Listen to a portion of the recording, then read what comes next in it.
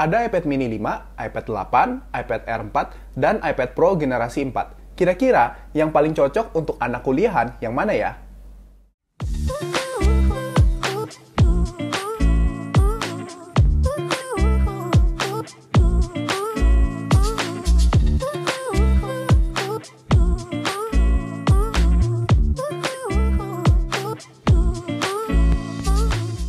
Hai friends, welcome to my channel. Kalau kamu baru di sini, perkenalkan nama aku Rian. Aku bekerja sebagai seorang guru di salah satu sekolah swasta di Manado. Kalau kamu merasa video ini bermanfaat, silahkan subscribe. Thank you.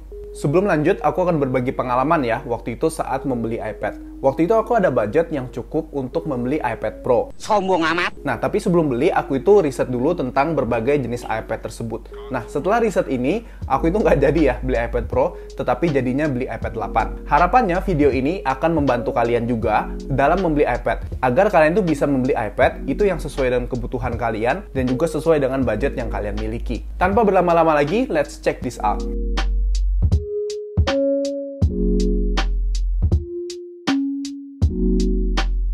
Oke, kita masuk ke bagian harga. Nah, menurut aku, harga ini adalah faktor yang paling penting saat kalian itu membeli iPad. Kita langsung lihat aja harga dari berbagai macam jenis iPad tersebut. Untuk harga ini, aku ambil dari situs ibox.co.id ya. Ini supaya lebih gampang aja comparisonnya. Kalian juga bisa lihat di Shopee untuk alternatifnya. Yang pertama, iPad 8 itu sekitar Rp6.300.000. Ini untuk entry level semua ya. Kemudian selanjutnya iPad mini 5 itu Rp6.500.000. Dan iPad Air 4 itu Rp11.100.000 dan iPad Pro 11 inci Rp14 juta dan iPad Pro 12,9 inci itu sekitar Rp17.500.000. Kalau misalkan kita lihat di sini, iPad 8 dan iPad mini 5 itu selisih harganya itu cuma Rp200.000. Tetapi selisih iPad 8 dan juga iPad Air 4 itu cukup jauh ya, sekitar Rp4.800.000. Dan perbandingannya itu akan cukup besar lagi di iPad Pro, apalagi yang iPad Pro 12,9 inci. Aku tahu banget nih kalau anak kuliah itu mostly mereka itu dibiayain orang tua, dari uang kuliah sampai juga uang kehidupan sehari-hari. Jadi biasanya anak kuliahan itu lebih prefer untuk yang murah. Jadi menurut aku di section harga ini iPad 8 itu menang jauh. Walaupun dia itu di iPad mini 5 selisih Rp200.000, menurut aku itu lebih worth it iPad 8. Kenapa lebih worth it? Nanti ada di bagian-bagian selanjutnya. Nanti juga aku akan cerita di akhir ya pengalaman aku menggunakan tablet selain iPad yang harganya itu nggak jauh-jauh dari iPad 8 ini, sekitar Rp6.300.000. Oke, ini di section yang pertama, kita langsung ke section yang kedua.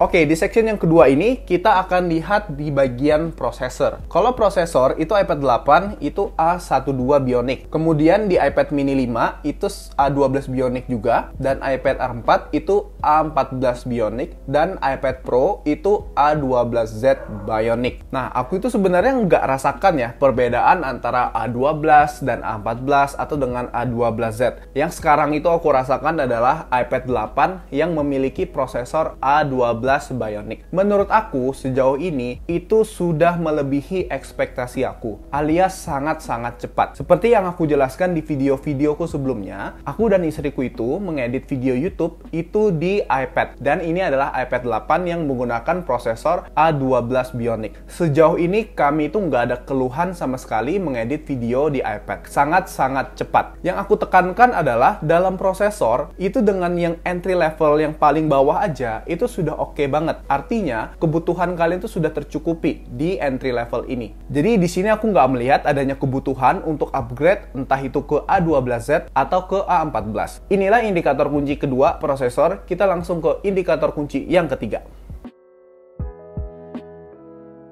Indikator kunci yang ketiga ini adalah display size atau ukuran layar. Kita langsung lihat aja. Untuk iPad 8 itu 10,2 inci, iPad mini 5 itu 7,9 inci, iPad Air 4 itu 10,9 inci, dan iPad Pro itu ada 2, 11 inci, dan juga 12,9 inci. Nah, untuk iPad 8 10,2 inci, sejauh ini sih aku merasa cukup puas ya. Dia itu bisa untuk pakai edit video, untuk entertainment, untuk taking notes, dan untuk kebutuhan-kebutuhan lainnya displaynya itu sudah cukup oke kalau menurut aku ya. Kemudian iPad mini 5 itu 7,9 inci. Dulu aku itu pernah punya tablet selain iPad, dia ukurannya itu 7,9 inci. Menurut aku itu agak kurang ya kalau misalkan kita pakai untuk taking notes. Karena dulu itu tablet aku itu dia pennya itu kecil ya. Kalau dibandingkan sama Apple Pencil itu jauh besarnya dan itu enak kalau misalkan yang iPad 8. Tapi yang 7,9 inci kayaknya sih cukup kecil ya. Jadi ini mungkin hanya cocok untuk entertainment. Kalau misalkan taking notes, edit video ya sebenarnya bisa-bisa aja ya karena prosesornya mampu. Tapi rasanya di mata itu dia agak kecil. Kemudian iPad Air 4 itu 10,9 inci. Nah menurut aku ini adalah the perfect size ya. 10,9 inci karena itu dia cukup besar dan kayaknya akan cocok di semua kebutuhan kita. Kalau misalkan kita ngedit video, dia tampilan previewnya itu lebih besar. Dan juga iPad Pro itu 11 inci, itu sama ya dengan iPad Air 4, dia cuma beda 0,1 inci. Kayaknya itu nggak terlalu masalah. Tetapi yang 12,9 inci, menurut aku itu dia cukup besar ya. Dan juga kalau misalkan kita bawa ke sana kemari itu kayaknya agak susah. Jadi untuk mobility-nya kayaknya sih ya, aku nggak punya iPad Pro, kayaknya akan susah. Oke, jadi itu yang kira-kira aku bisa sampaikan di display size ini. Sejauh ini 10,2 inci dari iPad 8 di aku itu cukup. Kalau misalkan aku mau suggest, perfect size itu adalah iPad Air 4 atau iPad Pro yang 11 inci. Oke, kita ke bagian indikator kunci yang terakhir. Oke, indikator kunci yang keempat alias yang terakhir itu adalah memori. Kita langsung lihat aja, iPad 8 itu entry levelnya 32 GB dan upgrade-nya itu bisa sampai 128 GB. Kemudian iPad mini 5 itu entry levelnya 64 GB dan juga bisa di-upgrade sampai dengan 256 GB. Kemudian iPad Air 4 itu 64 entry levelnya dan bisa di-upgrade sampai 256. Kemudian iPad Pro. Nah, iPad Pro ini yang cukup beragam, 64, 256, 512 dan 1 TB. Aku mungkin ceritakan ya pengalamanku menggunakan iPad 8 yang 32 inci. Ini benar-benar entry level. Kesulitannya memang kalau misalkan habis edit video itu harus cepet-cepat dihapus. Ada beberapa kali waktu kami itu mau edit video di iPad itu nggak bisa karena memorinya sudah full. Jadi yang kami lakukan setiap edit, hapus, edit, hapus, edit, hapus. Cukup ribet memang. Ya, jadi menurut aku kalau 32 GB ini dia memang cukup kurang. Kayaknya 64 GB itu benar-benar entry level yang minim banget. Kalau 32 itu ya cukup-cukup aja, tapi ya kejadiannya kayak tadi, harus repot. Nah, makanya mungkin aku lebih suggest itu di iPad Air 4 ya, yang dia entry levelnya itu 64 GB. Mungkin ini yang bisa aku sampaikan di bagian memori. Kita akan ke bagian kesimpulan. Oke, di bagian kesimpulan ini, aku akan memberikan rekomendasi iPad yang paling baik untuk anak kuliahan, yaitu adalah iPad 8. Jadi iPad 8 ini yang paling pertama, dia karena lebih murah daripada yang lainnya. Menurut aku sih iPad 8 ini, itu memang dibuat untuk mematahkan stereotip ya, bahwa produk Apple itu hanya untuk orang-orang yang ada uang. Karena menurut aku 6.300.000 ini affordable. Aku dulu pernah pakai tablet, harganya itu sekitar 5 juta rupiah. Dan itu dibandingkan sama iPad itu bedanya langit bumi. Artinya yang non-Apple itu jelek banget. Ini berdasarkan pengalaman pribadiku ya, dan aku juga nggak mau sebut mereknya. Contohnya ya, itu dia sering nge-lag, kemudian suka mati-mati sendiri. Dan untuk performa pensilnya, kebetulan yang aku beli waktu itu yang ada pensilnya juga, itu dia miring. Jadi kalau misalkan kita garis diagonal ya, dari misalkan ujung kiri bawah ke ujung kanan atas, itu dia miring di tengah-tengahnya. Jadi dia di bagian tengah itu kayaknya nggak stabil. Jadi kalau kita garis lurus, dia mencong-mencong begitu ya. Jadi aku totally no untuk tablet itu, dan aku bandingkan sama iPad 8 ini, memang dia lebih mahal sekitar 1.300.000,